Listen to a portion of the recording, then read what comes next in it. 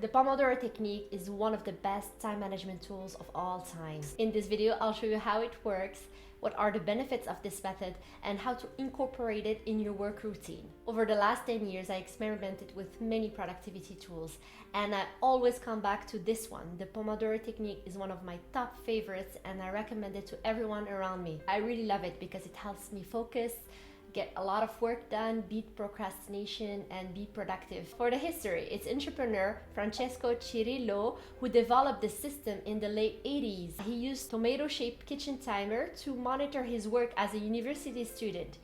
Hence the name Pomodoro being tomato in Italian. So the concept is that any big task can be broken down into short time intervals called Pomodoros, separated by breaks. This takes advantage of how our brain works. Our brains has limited attention span. That's what I love about this technique. You don't have to work for long stretches. Pomodoro is about single tasking. You take one task and the goal is to make progress on it.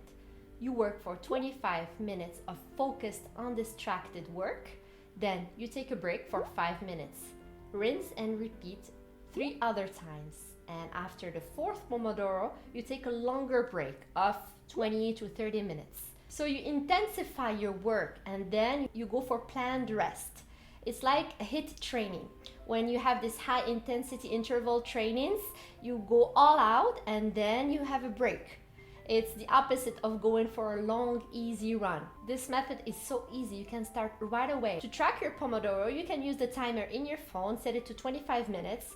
I personally prefer to keep my phone away when I'm working, so I use a physical timer.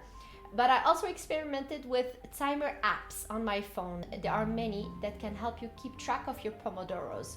So experiment with these 3 ways to time yourself and see what works best for you. It's super important to avoid distractions. The whole point of this method is to focus intensely. So be prepared before the Pomodoro starts. So grab a glass of water, go to the bathroom. You know that for 25 minutes you have to focus. So if you start working and you catch yourself opening other browser tabs, you have more awareness because you know you're in the middle of a Pomodoro. So catch yourself, write notes if it's something you don't want to forget, and come back to the task at hand. There's this advice from Francesco Cirillo himself when he's in the middle of a Pomodoro and then somebody comes to interrupt him. So he uses the method inform, negotiate, and call back. So he informs the person, I'm in the middle of a Pomodoro. Can I get back to you in 20 minutes? This is how he deals with it. Basically, his Pomodoros are sacred. So when do I use it? Frankly, I'm a heavy user of this method because it really became a work ritual I use to start on a task. So I set the intention of what I'm about to do and start the timer and start working. And I really like to use it in the morning first thing because I like to eat my ugliest frog first, which is doing my most important task where there's more resistance to do it. So I set the timer and you get to work and the momentum kicks in. So focusing on just clocking in the time with the timer, it makes it really easy for the rest of the day. And I also use it when there's a part of my work that I don't really enjoy that needs to be done. And it really helps when you do 1 Pomodoro, 2 Pomodoros, so that the momentum starts and the rest of the work is less daunting. And sometimes I do more Pomodoros than others, depending on the day, depending on how many meetings I have, etc. It's really important to adapt the method to what works for you. For instance, for me, 25-minute Pomodoro sometimes it doesn't work. I prefer 15 minutes because I feel like I can focus for longer periods. 25 minutes is the time that is optimal for most people. But sometimes you'll feel like working for longer stretches. And I really like 50 minutes Pomodoros. I feel like they're the sweet spot for me after a few years of doing this method. The most important is to have around 20% of breaks. So if you have 25 minutes, you do 5-minute breaks. If you have 50 minutes, 10 minutes break, etc. So that you don't burn yourself out. It also happens to me that I do back-to-back Pomodoros when I'm in really focused mode, in the flow. I like to take a break when I decide, not when I get interrupted by the timer telling me it's time to take a break. Sometimes I don't feel like taking a break. and it feels sometimes more natural to take it later when I finished a part of the work or a milestone. So I really adapt the method to what I want. The benefits of this method are huge. First, it helped me beat procrastination. A few years ago, I was really struggling with it, and you just focus on putting in the time. You don't worry about the task or how overwhelming it is or how much work you have. You just need to know that you have to work for 25 minutes. That's your goal. And magically the rest takes care of itself and you make progress on the task. I love this tool because it's super easy to use. I've been using it for more than 10 years.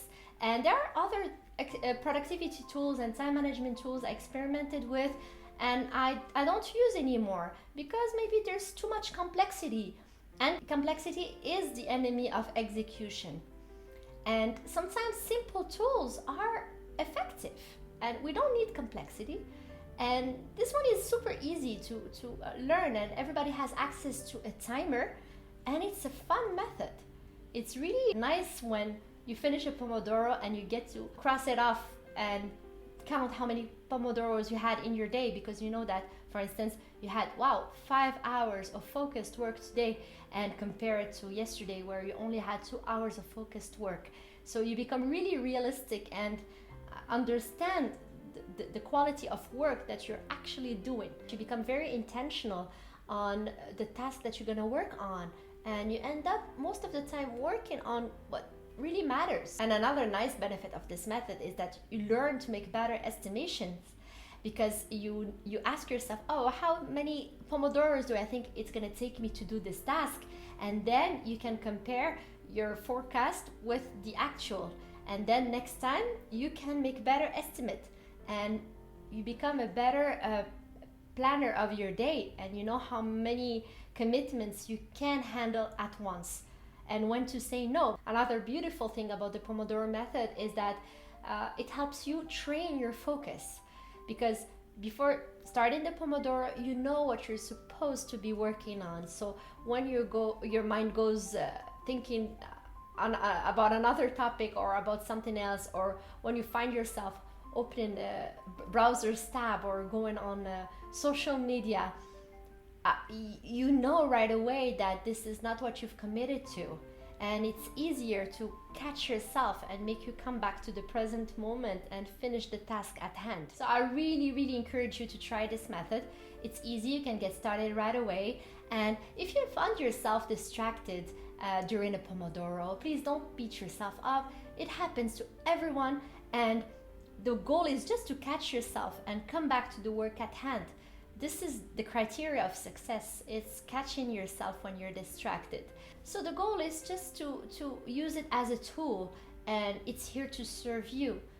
It's not about perfection or anything like that. And at first, the length of your Pomodoro might be shorter, and it might be more challenging for you to get to that 25-minute mark of the Pomodoro. Our brains are sometimes distracted, and it's okay. So that's it for today. I hope you find this video useful. See you in my next video.